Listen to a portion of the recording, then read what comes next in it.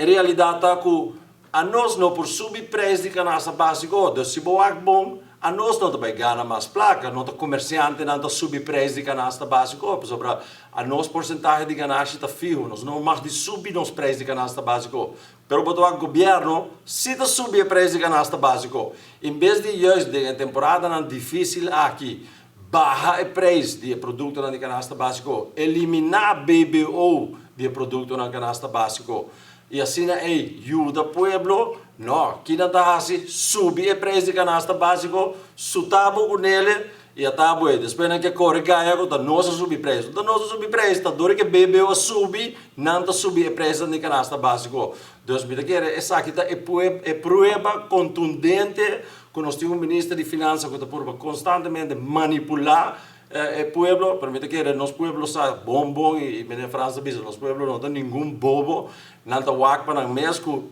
governo está manipular isso aqui. Então, me quer, danke Deus que nos ministro de Economia, se ele para isso aqui, é assim que não é necessário e subir o preço, não, sobre no fim do dia, a nós não pode absorver BBO, sobre de canasta básico, se me gana 2, 3%, a me vai quitar 7% de BBO, me queda com nada, então me põe paga me trabalhador, então isso é uma mentira.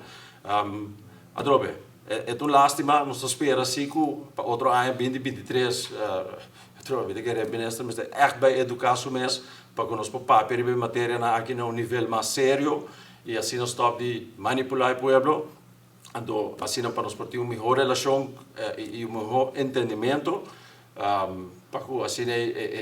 stop de ganhar o comerciante não tá abusar isso é echt algo que me estracava de outro tono me que será na visa que deseja tour comercial, que prometo que tu está dando agradecido a tour é membro da comerciante uni, não danke para o apoio, danke para o sustento para o ano de 2022, nós conta com o sustento para outro ano trobe, tu dando danke na resto de comércio de Aruba também, na tour outro grêmio não que sempre nós trabalhamos junto